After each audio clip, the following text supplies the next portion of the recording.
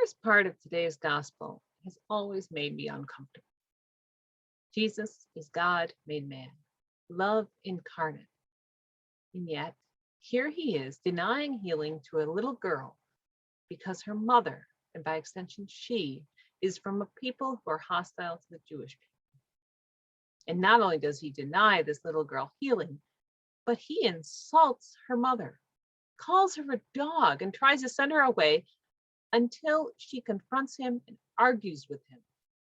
And in the only scene in the Bible where this occurs, bests him in an argument. This all seems very un-Jesus like. Jesus loved the little children who were disruptive and not paying attention and running around and being little kids. I can get behind that Jesus. Jesus who gives long-winded speeches about his body being literal bread. Sure, that's my Jesus. Jesus who flips tables and chases livestock and money changers out of the temple with a whip. Absolutely. I love that Jesus. But Jesus who is prejudiced and uses ethnic slurs and denies service to someone in need because of what they look like, the language they speak, or where they come from, this is not the Jesus I can follow. So how do we reconcile this Jesus with the Jesus we know and love elsewhere in the Gospels? How do we say that Jesus was without sin when he acted in this way? Well, there are two solutions that have been put forward through the centuries. The first is, it simply did not happen. It was a story and nothing more. It reflected the way the early Christian community, after the death and resurrection of Jesus, evolved to accept the Gentile peoples, and how women within those Gentile house churches became leaders in the early church. Now, the solution to the dilemma feels satisfying. It feels right, and it allows us to set this story aside, move on to the Jesus we know and love, to leave this flawed Jesus behind. But in later centuries, the women in this story, the daughter and her mother, had names and were revered as saints of the early church. There are stories told of their lives. They became leaders of house churches in the area around Tyre. So it seems they were real people who really existed. And so the events in this story, as off-putting as they are, also really happened. Which leads us to the second solution. Jesus is the Son of God, the Word made flesh, love incarnate. Jesus also lived his life in the tradition of the prophets. And part of being a prophet is acting like a prophet, not just in one's words, but in one's actions. The prophets would act out, sometimes more literally, sometimes more symbolically, the message they were trying to convey. They would lie down in the streets for weeks on end to show the time that the people of Judah would be brought low. They would shave their heads and beards and burn a third of the hair, stab a third, and then cast the final third into the wind to show the devastation of the people of Jerusalem. They would marry a prostitute to show the way that God had created a covenant with a disloyal people in Israel and Judah. From the time of Abraham through Moses and Elijah, down to Ezekiel, Isaiah, and Jeremiah, this was part of what it meant to be a prophet, demonstrating not just with one's words, but with one's actions, what God was trying to communicate to the people.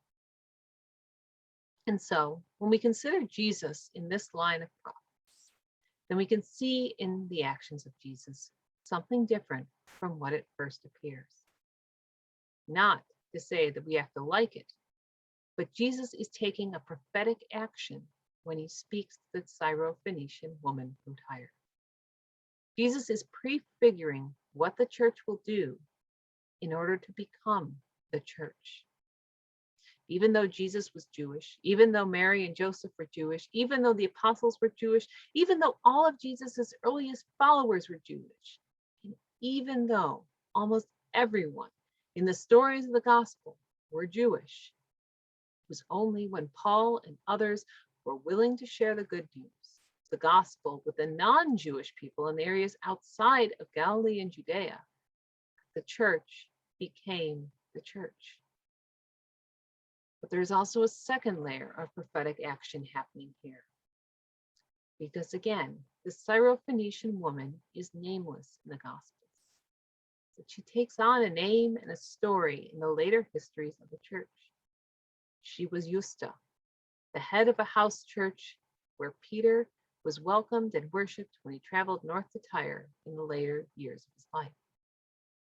So not only does the story present a prophetic action of the role of inclusivity of non-Jewish people, of stepping through boundaries of race and prejudice, and of accepting women as equals, as how the church came into being, but it is also a prophetic action in Justa's life.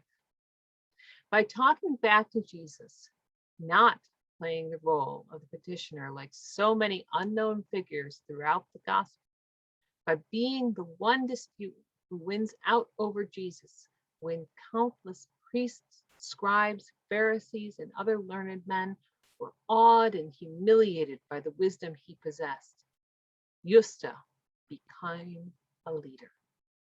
Justa, in this moment, is given her voice and becomes the model for what it means to be a leader in the early church.